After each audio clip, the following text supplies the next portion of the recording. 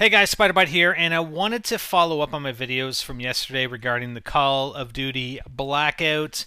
Some of the things that I brought up, maybe just to provide a bit more clarification and just further define my position on some of the points. And again, this is opinion, guys, and I like this kind of stuff because it really makes the brain turn. It's you get to think about the stuff and you get to analyze it, and it's cool. As opposed to doing, I analyze my gameplay, but just playing games, sometimes I'd like to look at these things and have a discussion with you guys, and it's cool. I respond to a lot of comments, and I really enjoy it. And I'm opinionated. I am opinionated, I'll tell you that much. I'm very opinionated, and it is all just my opinion, and feel free to not go with my opinion and not agree with me. But anyways, just a couple things. So one thing with respect to what I mentioned with regards to the effect that the whole Blackout movement had with respect to Battlefield 3. And there were some people that had commented that it did have an impact, and it was confirmed that there was actually some impact with respect to that whole blackout, and supposedly I think Jinto had responded to it as well, although some of the links to those tweets I couldn't find. And I mean, I do follow him and I didn't see that, but regardless, even if that did have some sort of impact, and this will have its impact. I mean, it'll have the same sort of impact that regular complaints or people that maybe are more popular on YouTube, for instance, some of the regular complaints about some things in isolation would have the same sort of impact. But the point is, with the Battlefield 3 Blackout, all they were asking for was communication. They only had one demand.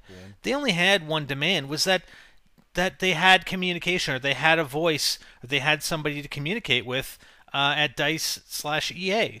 That was their only demand. They didn't, they did, the community, the Battlefield 3 community did push for certain changes to weapons, certain changes for maps, that sort of thing. But as far as this blackout, we're going to black out because we want communication. We want that interaction with community management with DICE, right? It's not a bullet point list of 13 items and we're giving you a month to fix them, or we're going to black out. We're going to black out the game. Again, stupidity. Stupidity. You've got a list of 13 items that a lot of these things they have been working on since launch, and you have this some sort of expectation that all these things are going to get quote-unquote fixed according to your specifications and to your demands within the span of a month. I don't think so. Get real. All right, let's get into it. Just a couple of minor details. This is only going to go one video. I'll try not to go too long with it. The first one has to do with lag compensation. Again, is my opinion only, and again, I had discussed it with Hypermole, who plays a hell of a lot more than me, and from the launch of the game till now, it's like night and day. And for him and for me, it's not an issue. I'm not saying that maybe it's not an issue for other people.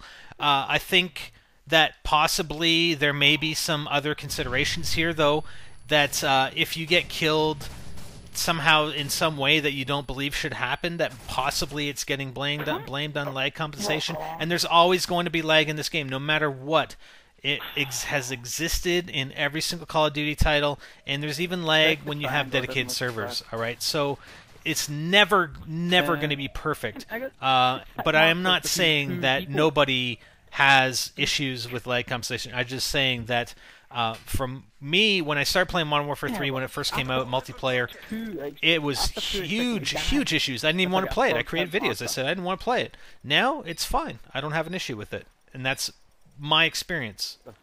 The spawn system, I mean, it wasn't a huge confusion there. It's just they have to compensate for so many different things. And I know, again, compensating for spawn trapping, compensating for the flip-flops of spawns and people camping spawns and spawning in the line of sight and spawning near other players on small maps. It's just a complex issue.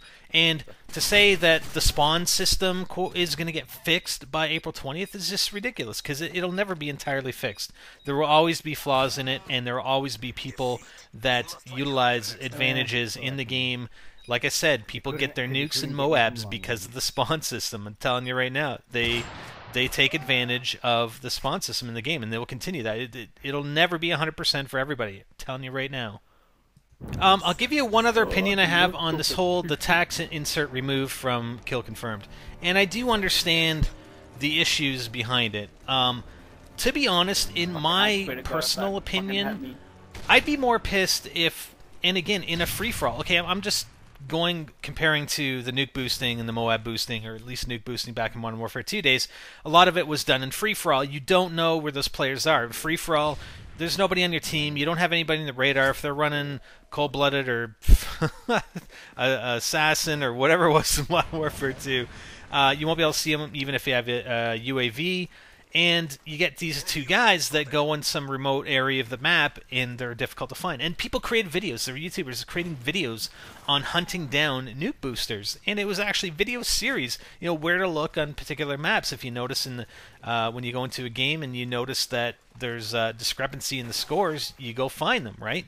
So, and the end result of them boosting was for someone to get a nuke, and it impacted everybody. Kill confirmed. People are bitching just because other people end up with higher scores than them.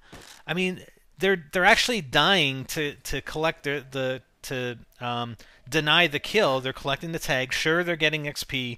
Sure, they're ranking up, but how, honestly, they're not getting a Moab, they're not getting a nuke. How does it impact you other than when it's the end of the game, they happen to have a higher score than you, and it hurts your ego? Honestly, I'm more concerned about the guys in free-for-all trying to get a Moab by boosting and then killing me with it towards the end of the game, right? I mean, that impacts me. If I go in a kill confirm game and I win, yeah, it's going to piss me off that the guy they were boosting. But honestly, how difficult is it in kill confirm to find these guys? You see your teammates on your radar. If he's over there, you see the score discrepancy.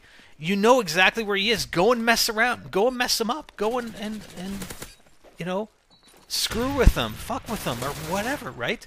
Go in there and I don't know, how hard is it, man? It's a team game. Even if you're on the other side of you're on the other side, and you know your teammate's the one that's collecting the kill denied the tags, right? Go and screw around. Go and kill the other guy in the other team, and follow that guy around everywhere. Same, it doesn't matter which side you're on. Go and follow them around and mess them up, and post a video about it. All it's hurting is your ego at the end of the game because he's got a higher score than you. Really? I don't know. It's whatever, man. Like, it has no impact on me unless they're getting a Moab and they're killing me with it. It has no impact on me. I mean, really, and it's easy to counter. It's easy to mess them up. All right, next line item had to do with the hardcore modes, and people complained, "Oh, you're blaming it all on the minority. They shouldn't be doing these things because it's in the minority." Okay, I'm going to do some percentage comparisons for you right now for this hardcore stuff. Oh, we need more hardcore game types. F you do.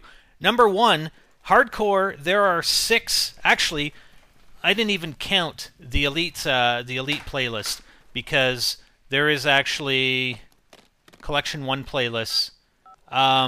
Because there is actually another hardcore mode on for the elite playlist, at least on Xbox. Okay, so as a minimum, there are 6 or 7 hardcore game types on Xbox and PS3 out of a total of 25 on the playlist. That's a 24%.